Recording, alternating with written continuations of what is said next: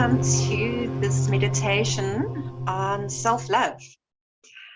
If you joined us for our previous meditation on self-care, this is a follow-up, and we intend to be doing a few more. When I say we, I mean Paul, Carlos, and myself. So welcome, Paul. Thank you. So the previous meditation, if you're interested in listening to that, is on Paul's YouTube channel. And there we used the maxim, know thyself, be thyself, love thyself. And today we're focusing particularly on the love thyself or self-love part. So just to take a moment and to notice what is the first response internally that you receive when you think of self-love. And try not to edit it. Try not to let it be something contrived or prescribed or that you think it should be. And even if it feels strange or sounds strange internally, that first reaction, that first response, and it doesn't have to be verbal, it can be a sense, it can be a sound, it can be a smell, a fragrance, because that's tapping into your subconscious and it's even a deeper intuitive sense. So I was thinking about self-love this morning while I was lying in bed in those first few moments of slumber that is just always so yummy. And as I was pondering self-love, my mind then went into thinking about making some tea. It's one of the first things that I love to do in the morning when I get up. So I thought, okay, let's look at this act of making tea in the reflection and in the combination, the connection with self-love. Am I making this tea for myself with love for myself? Or where is it coming from? How am I doing it? What is actually taking place? Where am I when I am making myself this cup of tea? And it was very interesting what came through, because yes, I was making a beautiful herbal cup of tea for myself every morning and choosing a nice teacup, and maybe I would have some meditative style music in the background, maybe not, maybe I would be humming. I was doing all of these things which are very self-caring, but it's very habitual. So I asked myself, when do I make a cup of tea filled with love? And what came through immediately was when there is somebody in my life who is not well, who is needing love. And I went back to a recent time when my son was very ill.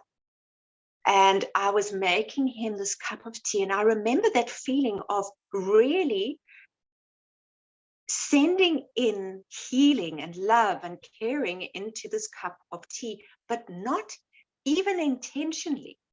It was not even coming from the thinking mind. It was just naturally there.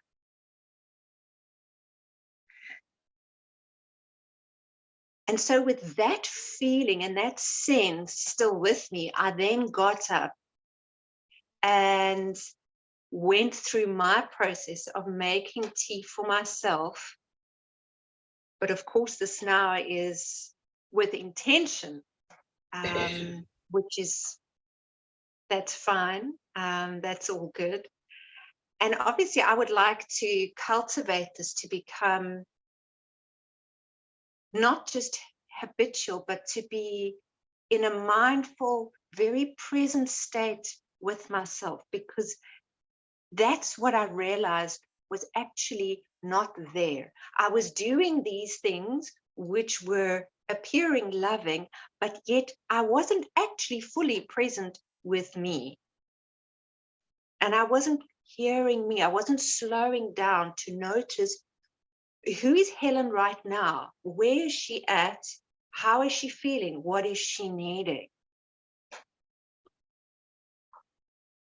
So I'm going to pause it there and just ask anybody here with us right now, and for those of you that are listening to this recording, I'm asking you as well. Perhaps in light of what I've said, but perhaps something else has come up for you. How do you respond to, see, engage with, reflect on self-love? Well, I can respond very briefly, I think, because the cup of tea really did something for me there. Thank you, Helen. Okay, when I hear the word self-love, my reaction is, ugh. And making the cup of tea, I realized that making a cup of tea for a friend is very different to making a cup of tea for me. When I make a cup of tea for a friend, I put so much more attention into it, and I feel like I'm doing something special. If I'm doing it for me, no, it's not like that at all. That's, yeah, that was interesting. Thanks. Thank you, Mariam. Thank you.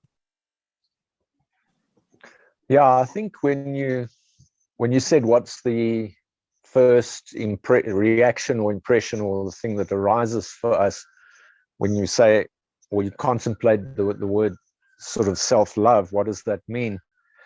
And then it was kind of, well, do I have self-love because of all the things that I've done, or I'm busy doing, or I've achieved, or I'm going to be doing, you know? And it was a kind of a bit of a suspicion.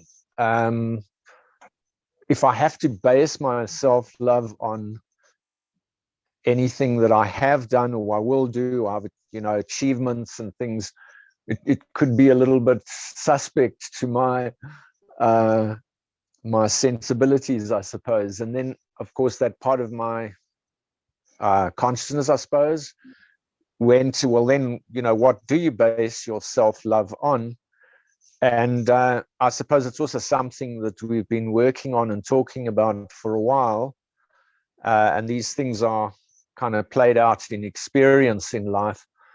And it can't really be other than the intrinsic being inside us that's having the experiences and doing the thing. Otherwise, it's always conditional. You know, it's if you know, if I'm a good person, or if I love somebody and all these, and I feel good towards certain people and things, and then I have a good interaction, and then I feel good about myself. And that's kind of like almost a little bit of a false, you know, it's a very shallow basis for authentic self-love. So that's basically what came up for me when you said that. And I love the mindfulness thing as well. So the necessity to be as mindful as possible so that we can sort of catch ourselves in different moments with different reactions and different beliefs underneath those reactions. So the mindfulness, very important as well. Thank you, Helen. Yeah. Thank you.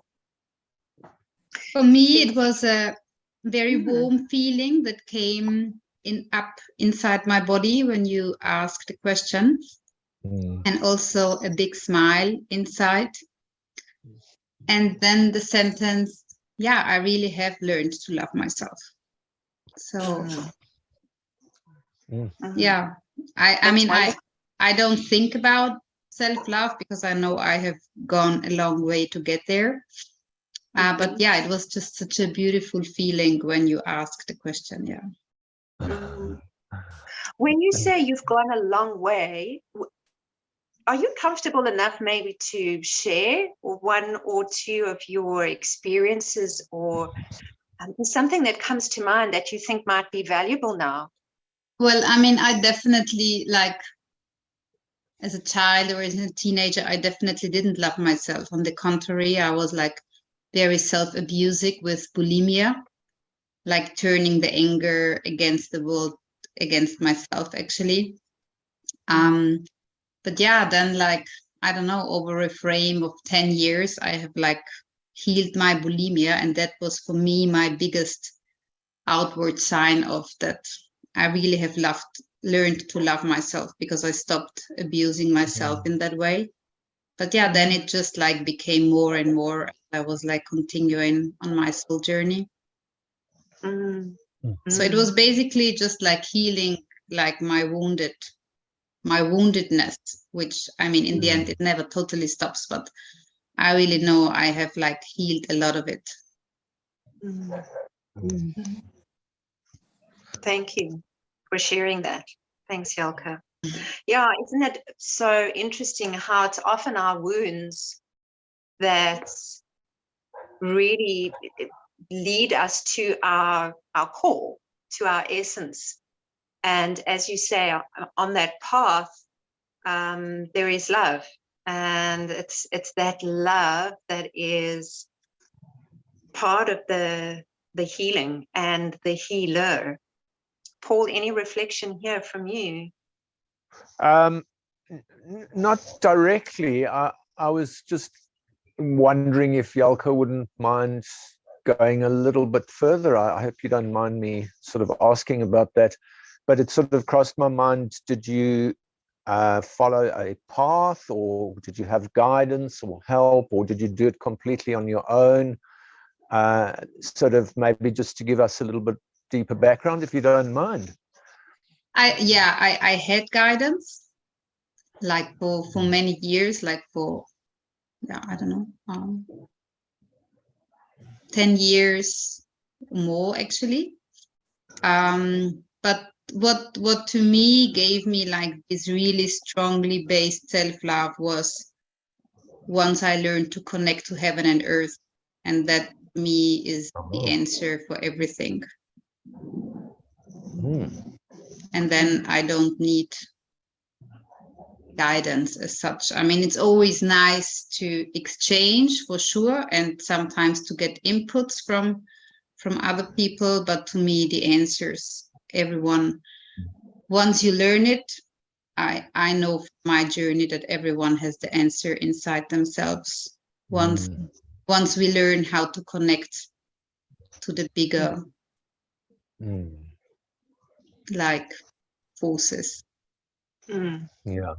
So almost like a sense of higher self, or divinity, or higher mind, or something like that. And the earth as kind of where we live, and our earth mother, and our reality is, am I sort of understanding, is that a fair statement of understanding? Well, like to me, like really the divine feminine from Mother Earth and the divine masculine from Father Sky, which like shows itself in so many aspects then, which I find fascinating then as well. Like if you think about how yin and yang shows itself in so many ways, but that to me is the like the basis for the rest of it, kind of. Lovely. That's beautiful. Thank you. Mariam, you wanted to share something? Is it still there for you? I just, no, I was going to ask Jelka a question in terms of the connecting with heaven and earth. What do you use a specific method or practice to do this? I'm just curious. Well, for like 10 years, I only connected to heaven through Kundalini yoga. That was my only connection. I couldn't connect to earth, but also because I didn't want to be on earth. But then I think it started like, it was like an experience I had when I was on Chapman's Peak. I think that was when it started, that I really had this feeling in my body, well, I'm actually same connected to the earth as I am to the sky. And then this inner journey started to also connect to the earth. And I mean, I did energetic like trainings as well, where I learned to connect to earth. But that was the hardest one for me. Like connecting to sky was easy once I like got on the journey, but connecting to earth was very difficult. And like there was this one affirmation that like really made it obvious for me, because like we didn't do just like the energetic work, but also working with affirmations. And one affirmation to connect to earth was I stay. And when I heard that, I completed the sentence, I stay makes me want to run away, because I didn't want to stay. But I like really like made myself like practice that over and over until I felt that love from earth. And then I didn't want to like not stay anymore.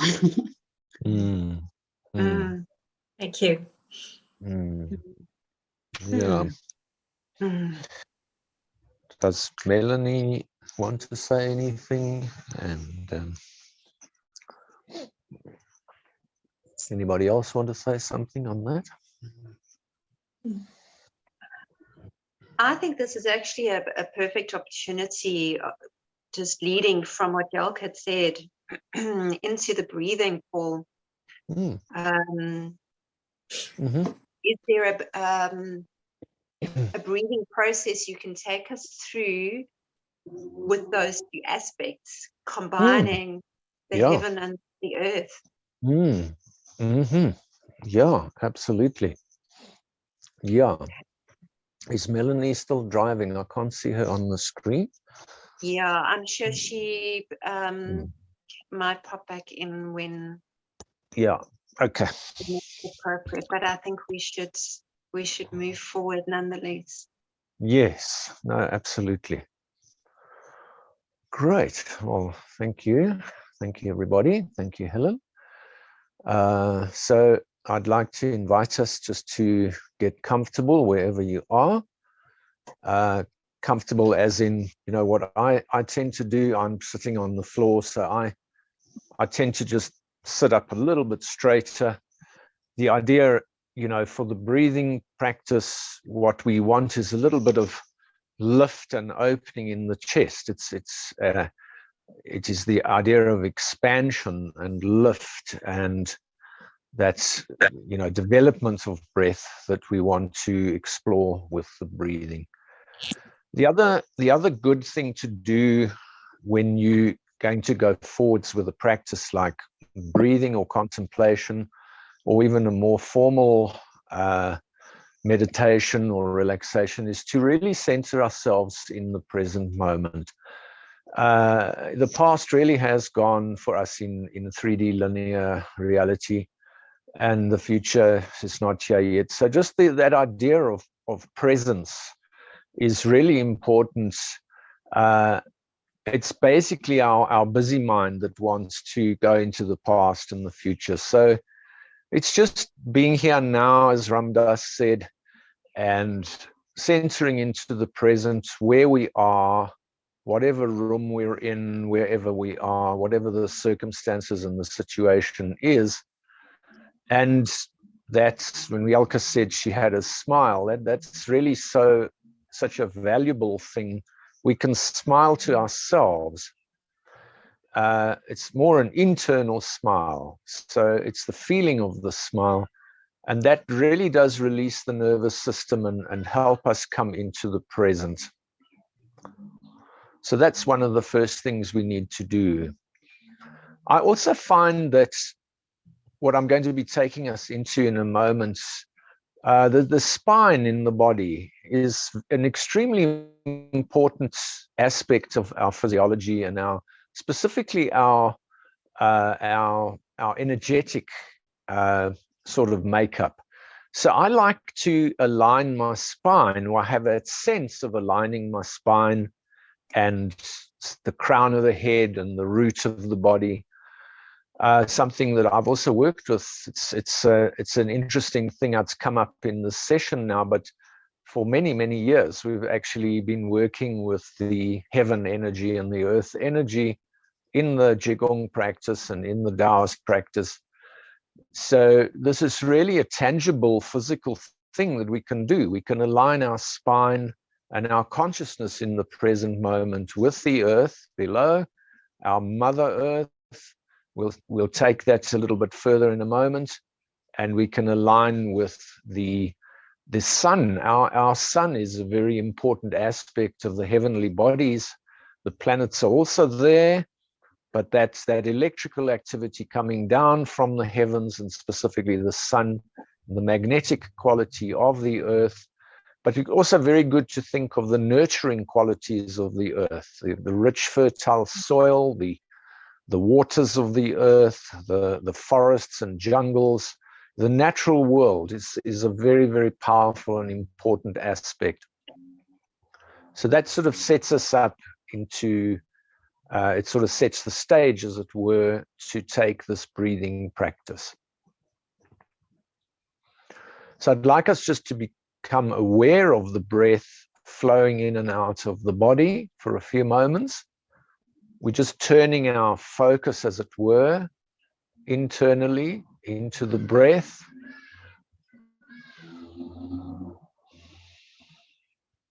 So without doing too much to the breath, we don't really want to do very much at all. Just the idea of observing the breath flowing in and flowing out. So in many meditation systems, we actually use the breath as a focus, as an object. And that is good. It can be very powerful. The breath is always with us, and the breath represents our spirit. So there's a strong correlation between breathing and our spirit.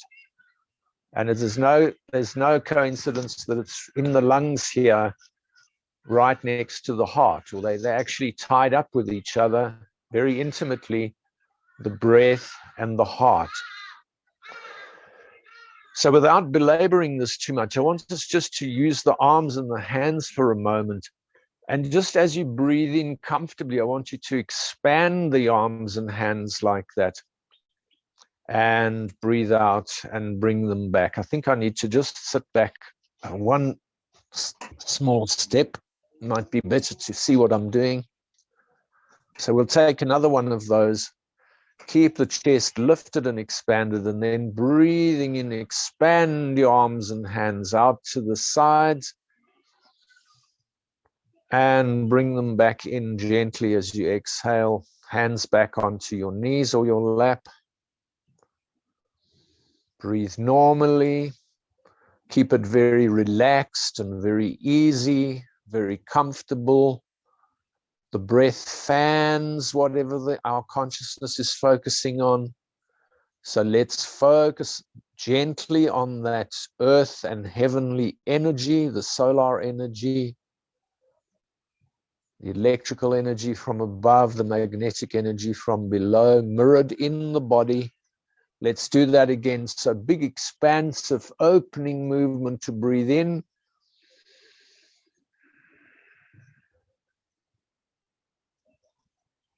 And a gentle, controlled movement to breathe out. Keep your chest up to breathe out. Back onto the lap or the knees with your wrists. Relax a few moments. So we can call this a cycle of inhalation, exhalation. Let's take another cycle. So I'm going to breathe in slow, smooth and steady, expand and lift the chest. Feel that sense of attention expanding around you and lifting attention, moving up into the sky, moving down into the earth, and then gently back again, contracting gently as you breathe out. Breathe normally. So we'll keep it very simple, very easy. Just long, slow, smooth, steady inhalation. Slow, steady, smooth exhalation. It's almost more important to keep a gentle awareness of the earth energy below and the heavenly energy above. That beautiful Taoist phrase of the harmonization of earth, man, and heaven. So this time I want the palms up a little bit more, and we're breathing in, slow, smooth, and steady from the root of the body in the belly. Expanding the floating ribs, lifting the chest. Nice big expansion of attention. Pause just a moment at the top, and then breathing out slow, smooth, and steady, contracting gently back as you exhale, exhale, exhale. Try and keep the chest up as long as you can. And in the last part of the exhalation, you can close the chest down. Breathe normally.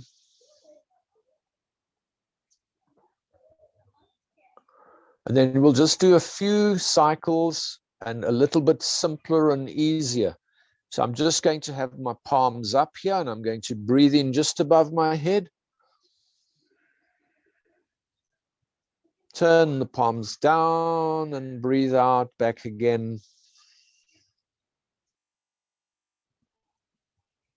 You can relax the elbows down to make it more comfortable. Feel the hands, feel the space between the hands. Let's breathe in just above the head. Belly, floating ribs, top chest, expanding.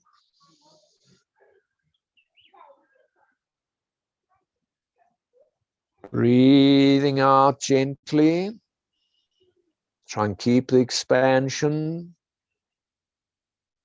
Relax your shoulders. Try and relax tension in the body you don't need. Feel that expansion, contraction. One more. Slow, smooth, and steady breathing in. Expanding.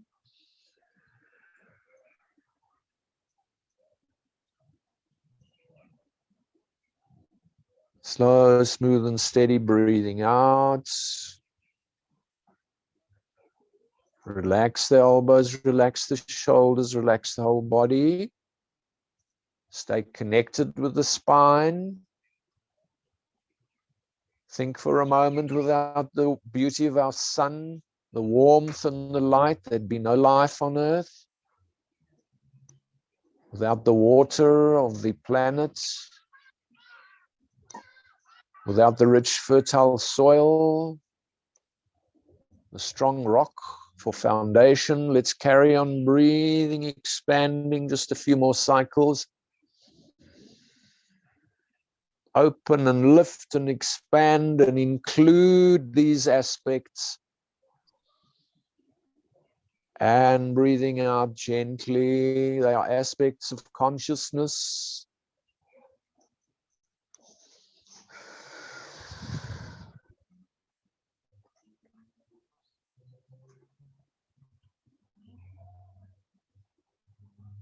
And one more. So we can also put the self-love there. It is also a choice on some level. It is a decision on some level.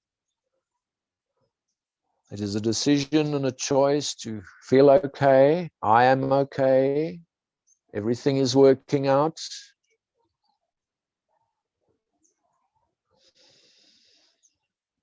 I'm not alone, as it were. It is the harmonization of the earth, man, and heaven. That triplicity is seen throughout the spiritual systems, from the simplest to the most complex. Let's do a last one now. So breathing, feeling the expansion, open. Feel your awareness and attention opening, expanding, and gently returning like a gentle pulse. The breath mirrors duality in and out. The heartbeat mirrors duality in and out. Our attention in linear 3D reality needs that gentle pulse, expansion, contraction, day and night, the seasons. So we'll finish by just placing the hands on the heart, the psychic heart in the center of the chest. It is just a way of putting our focus down in the heart as the central aspect to our soul, heart and spirit and true mind, away from the rational analytical mind in the head. It's a gesture. It's also a gesture that we can use to affirm to ourselves our commitment to self-exploration, to self-acceptance, to self-understanding, with the eventual idea of self-realization. Who am I? What am I? Underneath all the layers of false identity. So I trust that has been a setup for Helen to lead us into a meditation. Thank you, everybody. Namaste. Thank you, Paul. So if we can just keep our hands in this position, for this is where we're going to start the meditation now, in the heart center. And of course, when we refer to the heart center, just to make sure we're placing our attention about 2 to 3 finger widths below the sternum. And then we're going 2 to 3 finger widths internally. So just drop your attention into that space. And just notice what is happening there right now. What does it feel like? No judgments. We're not being analytical now. We are just noticing. We're just in the space of the observer. Nothing to do, just to be. Just to be present right now with your whole self.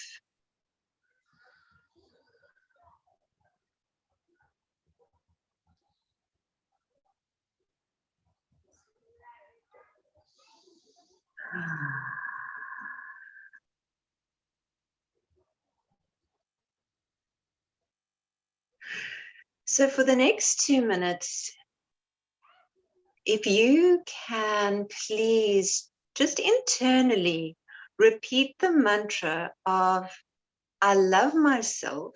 And while saying this, notice what takes place. Just feel what takes place in your heart center. And just allow it. Whatever comes up for you, just allow. And just be accepting of whatever comes up. It doesn't have to make sense. So let's prepare to begin with a gentle, slow in-breath. And on the exhalation, drop your attention into your heart center and begin with the repetition of, I love myself. I love myself. I love myself. I love myself. I love myself.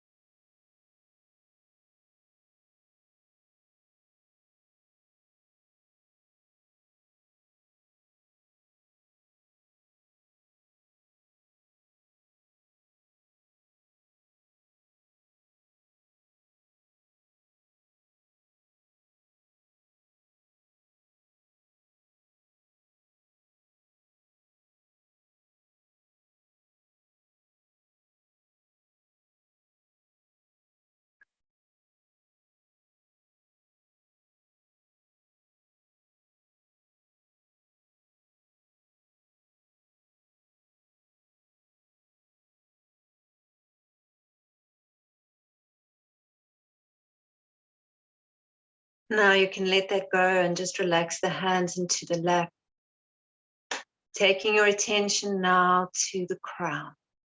And as you move your attention up from the heart center to the crown, visualize this beautiful golden pathway, a pathway of golden light, connecting your heart center to the top of your head, to your crown.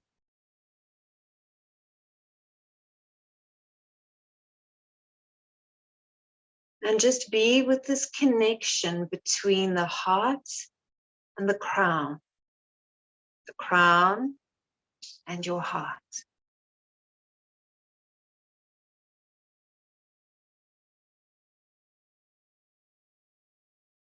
We're just going to keep our attention on these 2 points and the space in between for the next 2 minutes.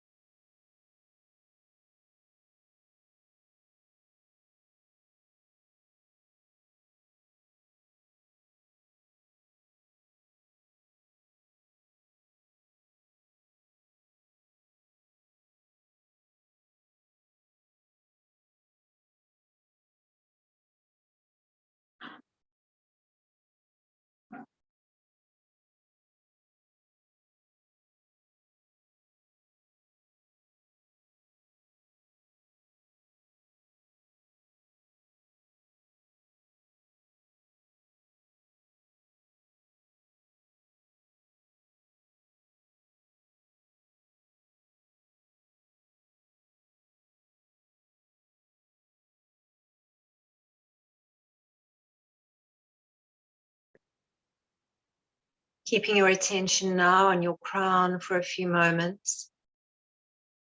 Taking an in-breath, and on the exhalation, allowing your attention to drop down into your heart, following along that golden pathway. And now we're going to move further down. So the golden pathway continues down through the solar plexus, the sacrum, and rests in the root. Our earthly grounding sphere. Just hold your attention here, just noticing, just allowing,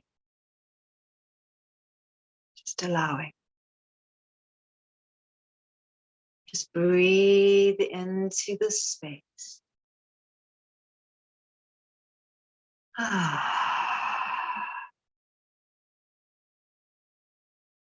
And then you can, whenever you're ready, you feel you need more time to focus and give attention to the root area, you do that. But whenever you're ready, you can then expand your attention and awareness to the heart, to the crown, and then back down to the root. So noticing those 3 areas, those 3 spheres, and the spaces in between. Just breathe into all of them and be present with them, really present with them for the next 2 minutes.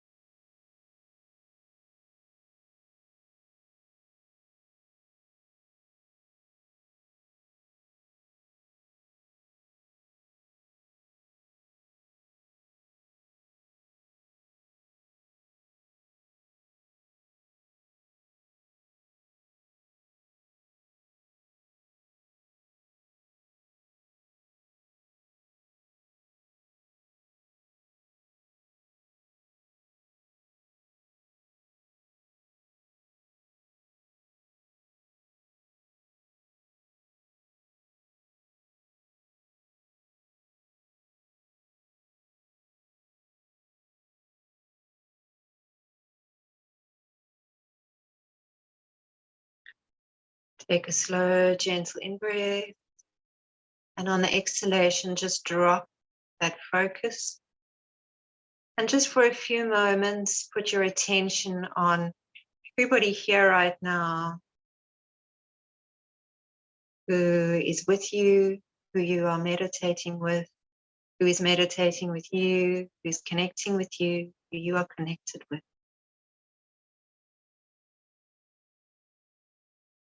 Just notice that feeling.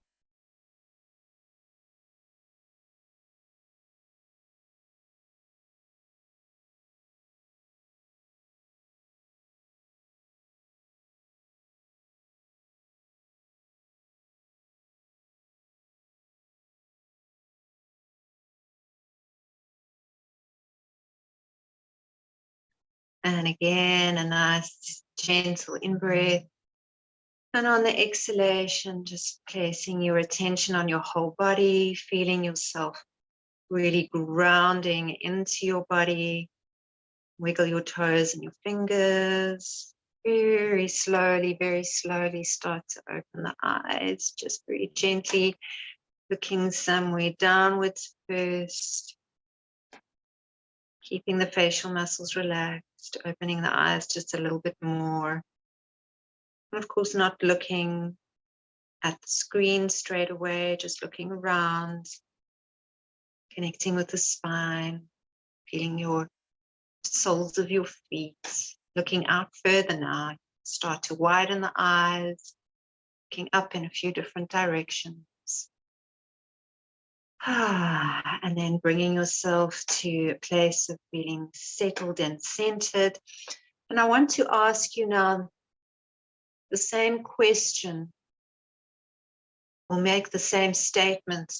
And if you can notice the first reflection, the first feeling, the first reaction that comes up when you are asked, what does self-love mean to you? How does self-love feel for me? Just be with that for a few moments. We're going to keep these responses internal for ourselves. But just notice, what is your response like now.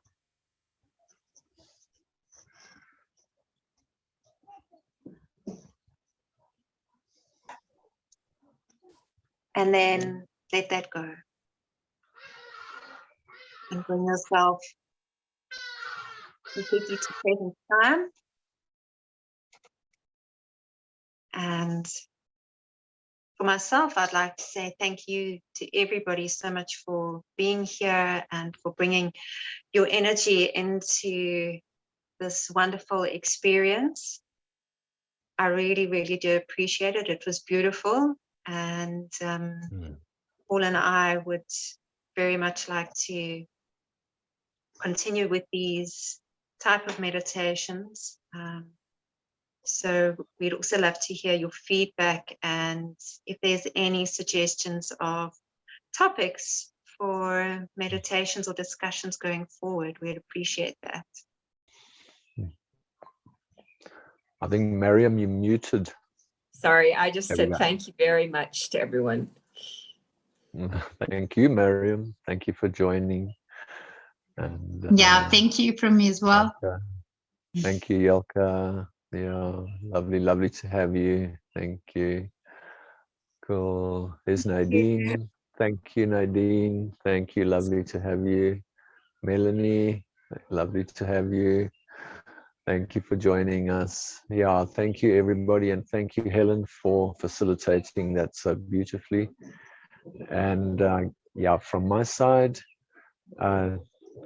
go well, go safely, be in peace, be in lots of self-love and joy.